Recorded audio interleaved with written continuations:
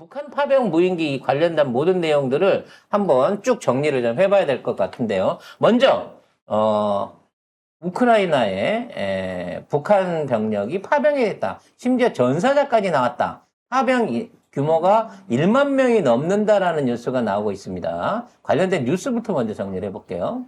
네, 젤렌스키 우크라이나 대통령이 북한이 러시아의 장비뿐만 아니라 파병까지 하고 있다는 위상 영상 증거가 충분하다면서 국제사회의 대응을 촉구하고 나섰습니다. 젤렌스키 대통령은 지난 17일에 북한이 약 1만 명 정도의 파병을 준비한다는 정보가 있다라고 밝히면서 이것은 세계대전을 향한 첫 단계라고 주장했습니다.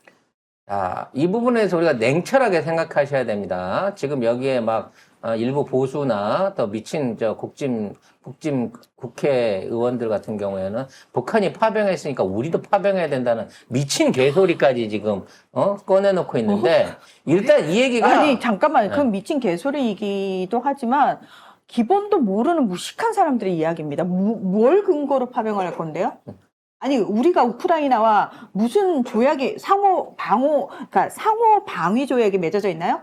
자동으로 군사 동맹인가요? 상대국이 침공을 받으면 자동 개입되는 뭐 그런 게 있나요? 심지어 나토도 지금 전혀 그런 근거가 없기 때문에 명분이 없기 때문에 파병을 못 하는데 우리가 한국군은 무슨 근거로요? 그러니까 이런 제발 공부 좀 해요. 뭐 시간 소리 좀 짓거리지 말고. 북한이 하면 우리도 한다라는 논리인 거지. 그걸 논리라고 얘기해 주지 말아요. 말도 안 되는 논리, 비논리가 걔들의 논리니까. 근데 하나하나씩 우리가 살펴봐야 돼. 왜? 이 부안해동할 게 아니라 팩트를 정확하게 봐야 될 거 아니야. 자, 먼저 젤렌스키의 주장이에요. 젤렌스키의 주장입니다. 젤렌스키는 말 그대로 개뻥쟁이죠. 자기 권력을 늘리기 위해서는 어떤 개뻥, 거짓말, 어떤 협잡질도 할 수 있는 사람입니다. 그래서 젤렌스키가 제시하는 증거를 가지고 현재 정확한 팩트예요. 유럽이 됐든 미국이 됐든 북한군이 우크라이나 전선에 투입됐다라고 하는 사실을 믿어주는 국가와 언론은 아직까지 없습니다. 하나도 없습니다. 네. 그냥 일방적으로 젤렌스키의 주장일 뿐이에요. 그러니까 지금 미국도 마찬가지고 유럽연합, 나토 다 똑같은 얘기합니다. 아직 확인된 바 없다. 네. 아니, 있으면 확인됐다고 하지. 또 그게 지들한테 유리할 것 같으면, 북한 규탄 성명 내고 말겠지만, 젤렌스키만 혼자 이 지랄을 하고 있는 거예요. 웃기는 건 뭔지 알아요? 지금, 이 우크라이나 언론에서 한국군을 참수한다고 지랄을 하고 있어요. 우크라이나 애들은 우리가 남북 분단 상태인 걸 몰라요. 그러니까 우리가 지들한테 3억 달러, 3조 원, 20조 원씩 돈 대주기로 하고 우리가 봉을 쓰고 있는데 참전한다라고 젤렌스키가 얘기를 하니까 한국군을 참수한다고 칼럼을 쓰고 있어요, 이 모질이들은. 북한군하고 한국군도 구분할 줄 모르는 애들이야. 근데 걔들이 뭘로 북한군이 들어왔다, 북한군을 봤다, 심지어 사망한 북한군이 있다, 이런 얘기를 어떻게 믿겠냐고. 이거 사실이에요. 실질적으로 우크라이나 언론 칼럼이 앞으로 그러면 한국군을 현장에서 참수를 한다. 북한군이 아니야. 그러니까 얘네들은 아예 북한이란 나라 자체를 몰라요. 우크라이나 언론은. 그리고 지금까지 그러면 과연 군사적인 어떤 그 지원에 대한 조짐이 있느냐? 그 얘기는 오래전부터 있었어요. 처음부터 장비뿐만 아니라 병력을 동원해달라고 요청을 했다라는 외신이 있었고, 그거는 병력에 대해서는 김정인이 거절했다라고 이미 그때 보도가 나왔습니다. 근데 최근 들어, 러시아 쪽에서, 한국어로 된 군인들에 대한 설문조사지 같은 게 그 증거로 나왔대요. 그러니까, 한국말로 러시아에 온 한국 군인들한테 뭐 출신이 어딘지 뭐 이렇게 자기 자기 소개 그거 보고서 받는 그런 문건이 나왔다는 거야. 그러니까 그 문건이 나온 걸 봐서는 이미 어디론가 그 북한군들이 러시아 내부로 들어가 갖고 집중적으로 훈련을 받고 있다라고 추측을 하고 있는 거고, 그 규모가 3,000명 정도 대대병력이거나 연대병력이거나 아니면 10,000명 이상의 사단 병력이다라고 지네들이 막 부풀려서 글을 쓰고 있는 거지만 아직도 공식적으로 어디에서 이런 것들을 받았다, 훈련을 받았다, 이동을 했다라고 확인된 바는 양쪽 국가 어디서도 없습니다. 또 하나의 증거로 요새 뭐가 떠오르고 있냐면 우리나라를 비롯한 그 위성 서비스가 북한 청진항에서 뭐 블라디보스토크로 향하는 일종의 병력들을 배로 실어나르는 거를 찍었다라고 사진들을 올리고 있어요. 보수 언론표에 보면. 근데 그냥 배만, 화물선만 있는 거야. 화물선 안에 저게 사람이 들었는지 화물이 들었는지 알 수도 없는데 그냥 블라디보스토크로 해갖고 블라디보스토크로 가니까 저거 북한군일 거라고 얘기를 하고 있는 거지. 근데 진짜 북한군이 가려고 치면 블라디보스토크로 안 갑니다. 북쪽으로 가지. 예? 남쪽으로 안 내려와요. 어차피 우크라이나를 배로 보낼 겁니까? 러시아가? 만일에 보내게 된다 그러면 그냥 내부로 기차를 이용해야 되기 때문에 시베리아 쪽으로 올려보내면 올려보냈지 남쪽으로 보내진 않을 거라는 거야. 근데 이런 확인되지 않는 얘기들이 나온 가운데 벌써부터 대한민국이 파병을 해야 된다라고 하는 말도 안 되는 언론들과 뭐 컬럼들이나 극우 우파들의 주장들이 지금 올라오고 있다는 게 문제인 거죠. 지금 우리가 그 우크라이나 걱정을 할 때가 아니잖아요. 북한도 똑같은 거예요. 북한은 지금 준 전시를 대비하느라고 이 연결 철도를 끊고 도로를 폭발을 하고 거기에다가 요새를 짓고 있어. 혹시라도 북침을 당할까봐. 그러고 있는 상황에서 자기 최신의 전투 병력을 뭐 3,000명, 10,000명씩 빼서 러시아로 보낸다고? 그건 지금 이 시기에 김정은이 미치지 않고서는 그런 결정을 할 수가 없어요. 그 정도 병력이 빠져나가게 되면 전술 자체에 지금에 있는 방어 전술을 펴는 전략 자체를 완전히 바꿔야 되는데 그런 무모한 짓을 지금 북한이 할 수 있는 상황이 아니라니까? 근데 이걸 갖다가 이런 방식으로 이용해 먹는 거는 뭐랄까 국지전이 안 먹혀서 얘네들이 선택한 제3의 방법이 아닐까라는 의심도 들기도 합니다. 관련해서 주말에 북한이 무인기 사진이라고 이거를 공개를 했어요. 자네랍시고 공개를 했는데 자네인데 너무 멀쩡한 비행기를 공개를 했단 말이죠. 근데 멀쩡한 비행기를 공개를 했는데 이게 보니까 무인기가 아니고 드론이에요, 드론. 북한이 공개한 드론 사진, 검색해서 한번 띄워봐 주세요. 그러니까, 저도 처음에 나왔을 때, 무인기의 잔해를 수거해서 발표했다라고 얘기를 했는데, 네. 예, 이게 들여다놓고 보니까, 무인기가 아니라, 여기, 드론이더라는 거지. 자, 19일 조선중앙통신에서는 한국 군부 깡패들의 중대주권 침해 도발 사건이 결정적 물증의 확보와 그에 대한 객관적이며 과학적인 수사를 통해 명백히 확증되었다라고 발표를 하면서 사진 하나를 똑하니 공개를 했습니다. 자, 이 사진을 보면 이 사진에 떨어진 게 딱 언뜻 보기에는 우리 국군의 날 행사 때 나왔던 우리나라의 정찰용 드론하고 모양이 비슷하게는 생겼어요. 근데 중요한 건 뭐냐면 얘는 드론입니다. 작전 거리가 20km를 넘지 않아요. 즉, 얘 혼자서는 평양을 편도로도 못 가고, 일단. 네. 저기다가 삐라통을 달아갖고 보냈다는 건 말이 안 되는 거예요. 그러니까 이거는, 북한군이 노획한 우리나라의 전투 드론이, 그러니까 정찰 드론이거나 아니면 우리나라 정찰 드론을 보고 비스무리하게 카피한 가짜일 가능성이 높습니다.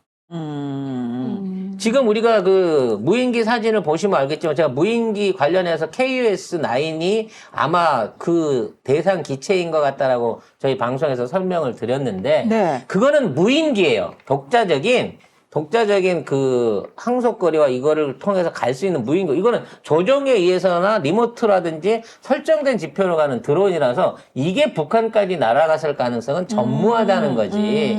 그래서 이 발표한 매체를 보면 이 드론을 얘기한 거는 이 외무성이에요, 외무성. 아니 그 국방성. 국방성. 그러니까 이 북한 드론을 국방성. 북한의 국방성 군바리들이 북한 군대에서 내가 이거를 찾아냈다라고 얘기를 해갖고 꺼내놓은 건데 네. 애초에 사진으로 그 무인기라고 예측되는 그 비행체하고 삐라 살포하는 거 세 장의 사진을 공포한 거는 외무성이었단 말이지. 그러니까 양쪽의 주체가 달라, 발표 주체가. 발표 주체가 이번에 사진을 공개한 쪽은 국방성. 네. 그리고 이 저기를 처음에 한 거는 얘기한 거는 외무성이라는 외무성. 거죠. 그래서 이게 의도가 있는 거예요. 외무성에서는 이 문제를 가지고 이 사진 증거를 통해 가지고 이게 남한에서 넘어온 무인기이고 이게 도발 행위를 했다라는 걸 끌어내기 위한 거고 네. 국방성 입장에서는 털렸잖아. 자기 연공이 털렸잖아. 그렇죠. 그렇기 때문에 뭐라도 자기 실적을 내놓기 위해서 내가 무인기를 격추했는지 아닌지 모르지만 우리가 이걸 노획했다라고 꺼내놓기 위해서 이거를 보여준 거라는 거지. 근데 전문가인 제가 봐서는 저거는 우리나라 게 아니고요. 북한이 비스무리하게 종이나 플라스틱 같은 걸로 만든 거예요? 만든 가짜일 가능성이 높아요. 일단 뒤에 프로펠러나 엔진 크랭크나 저런 걸 봤을 때 저게 정상적으로 날 수 있는 기체도 아닌 것 같고요. 지금 우리나라 원래 우리나라 드론에 비하면 뭐 날개의 각도라든지 기타 접합 부분이라 그러죠. 조립돼 있는, 분할돼 있는 부분이 몇몇 군데가 좀, 약간씩 다른 부분이 있어요. 상부 접합 부분, 이게, 나트를 채워갖고 이렇게 접합을 해갖고 붙였을 거 아니야. 이런 부분들이 좀 달라요. 가장 대표적인 게 이런 부분이거든요. 국산은 여기가 이렇게 따져가지고 뚜껑이 있는데 이거는 하나로 덮여 있잖아. 그러니까 이거는 국산 비행기가 아닐 가능성이 높아요. 사진으로만 보더라도. 아무튼 중요한 건 뭐냐면 우리가 무인기 도발을 했냐 안 했느냐라는 분야는 외교적인 문제로 지금 북한에서 이 문제를 떠들고 있는 거고요. 진짜 실제로 무인기가 들어갔다라고 하면 지금 우리는 미국의 제재를 받거나 또는 미국 자체도 비판을 면할 수 없는 상황으로 이거를 외교 문제로 북한은 다루고 있어요. 이거하고는 상관이 없다는 거지. 이 무인 드론하고는. 그래서 이러한 리스크들이 계속 되게 되면 계속해서 우리가 외교적으로 불리한 상황이 될 수밖에 없고 혹시나 국지전이나 차후 도발에 대한 부분 안에서도 외교적 명분이 떨어져 가고 있다는 게 지금의 문제라는 거예요. 그래서 북한은 오히려 우리 쪽에다가 대가를 요구하고 있는 것 같아요. 무슨 대가? 아니, 이와 같은 도발을 한 데 대한 일종의 대가를 요구하고 있는 것 같다는 얘기죠. 그래서, 지금, 북한의 외무상 최선희가, 지금 있는 상황에 대해서 처음에는 대가를 치르게 될 것이다라고 큰 소리를 막 치다가, 대조선 제재 책동에 가담한 국가들의 농간이다 이러고 뭉쳐갖고 이거를 때리고 있어요. 그러니까 유엔에서 원래는 대북 제재를 하면서 그 대북 제재를 감시하던 그 태스크포스 같은 게 운영이 되고 있었는데 그게 연장이 안 되면서 끝났거든요. 그래서 과연 이 유엔 결의안을 북한이 위반하는지 안 하는지를 어떻게 우리가 계속해서 감시를 할 수 있겠느냐라는 얘기를 하면서 한미일이 뭉쳐가지고 주도로 다국적 제재 모니터링 팀을 발족을 시킨 거예요. 맞습니다. 네. 그래서 이러한 부분에 우리가 남북 관계가 위험하고 뭐 북한도 남한이 침공을 했다 이러고 얘기를 하니까 여기에 대해서 북한 아까 얘기한 다국적 체제 감시팀 MSMT를 만들어 가지고 이거를 다시 부활을 시켜 가지고 일종의 인계철선이라고 그러죠. 북한에 대한 남한의 도발이 있었을 경우에 거기에 대한 책임을 공분할 수 있게끔 국제적 기구를 만들자라고 얘기하고 있는 거고요. 그러니까 이게 근데 이게 쉽지가 않은 게 뭐냐면은 예전에 있었던 대북 제재 전문가 패널 같은 경우에는 유엔의 공식 기구잖아요. 그렇기 때문에 공식으로 운영이 될 수 있었어요. 비용 측면이라든지, 그러니까 인력 수급이라든지 이런 게 되게 안정적으로 구성이 됐는데, 지금 이번에 발족을 한 말 그대로 다국적 제재 모니터링 팀, 요거는 그냥 한미일 주도로 아니요, 중국까지 포함해서. 한미일과 중국을 포함한 모니터링 시스템을 만들자라고 얘기를 하고 있는 거고, 일단 지금 나온 거는 중국 없이 일본, 프랑스, 영국, 독일, 이탈리아, 네덜란드, 캐나다, 호주, 뉴질랜드, 한국, 미국 이렇게 해서 11개 나라입니다. 그래요? 지금 네. 중국이 참여하는 걸로 지금 저는 그 조건을 알고 있었는데, 어찌 됐건 간에, 유엔이 아닌 다국적 국가들이 양쪽의 긴장 완화를 위해서 어떤 기구를 설립하고 인력을 북한에 상존시키게 되면, 이제는 아니요. 그러니까 지금 한미일이 전문가 패널을 대체하려는 뭔가를 만들긴 했는데 이것과 관련해서 이게 현실성이 없다는 얘기가 나오고 있다는 거예요. 제가 왜 현실성이 없는지 말씀드렸잖아요. 전문가 패널 같은 경우에는 유엔 공식 기구이기 때문에 인력 수급이라든지 지원이라든지 이런 게 되게 안정적으로 운영이 돼요. 근데 이거는 말 그대로 11개 나라가 야, 꾹딱꾹딱 이거 우리 만들어. 우리끼리 할 거야. 그러면은 구체적으로 돈은 누가 낼 거야? 본부 어디다 설치할 거야? 패널들 누구 할 거야? 이걸 다 정해야 되는데 이것과 관련해가지고 현실적인 논의가 불가능하다는 얘기예요. 왜냐하면 나머지 국가들 입장에서는 나 이름 올려달라서 이름 올려줬는데 내가 여기와 관련된 돈을 낼 필요가 있나? 그리고 이쪽에서 이건 민간기구의 의미란 말이에요. 그냥 한미일이 만들자라고 해서 만들기는 했지만 실질적으로 이게 제대로 운영이 될까에 대해서는 다 전문가들 이거 거의 불가능해. 이걸 유엔의 공식 기구처럼 운영될 수는 없어라는 식으로 이야기를 하고 있다는 거죠. 그래서 그걸 대체할 수 있는, 아까 제가 말씀드린 대로 한미일 중이 러시아까지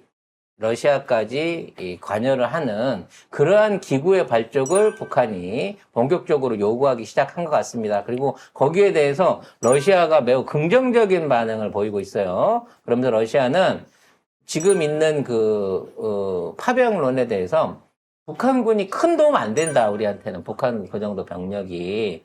왜냐면 언어도 틀리고, 훈련도 다르고, 그리고 사용하는 무기도 다르기 때문에 북한군이 우리랑 같이 전투를 할 수 있는 그런 류의 어떤 그런 군대로서의 효율성은 오히려 더 떨어진다라고 부정을 하고 있는 상황인 거고, 역으로 이제 이러한 기구를 통해 가지고 러시아 안에서의 러시아 입장에서도 북한의 안정을 기대하고 도모하는 데는 협조하겠다라는 식으로 얘기를 바꾸고 있다는 겁니다.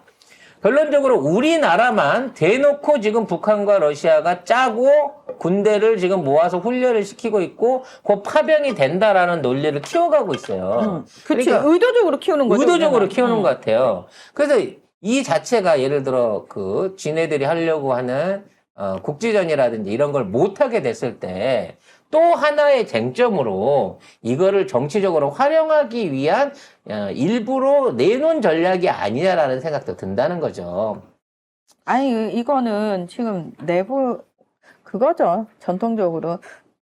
안보 위기를 그렇죠. 고조시켜가지고 내부에 김건희 뉴스 덮겠다는 거잖아요. 그래서 이게 파병을 할 수 있다, 뭐 이런 논리를 통해 가지고 지금 당장에 선거가 있으면 이런 얘기 꺼내면 쳐맞아요, 그냥.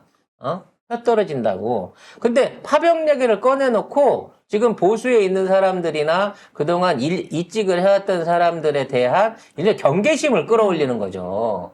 지금 이 모든 게 지금 전부 다 여당이 협조를 안 해서 그러고 윤석열 정부에 대해서 지금 압박을 하고 있기 때문에 이꼬라지가 난다라는 식으로 이게 방향성을 회피하기 위한 방식으로 요거를 이용하는 건 아니냐라는 생각이 듭니다. 관련된 건 속보들이 계속 올라오는 대로 여러분한테 알려드리도록 할게요.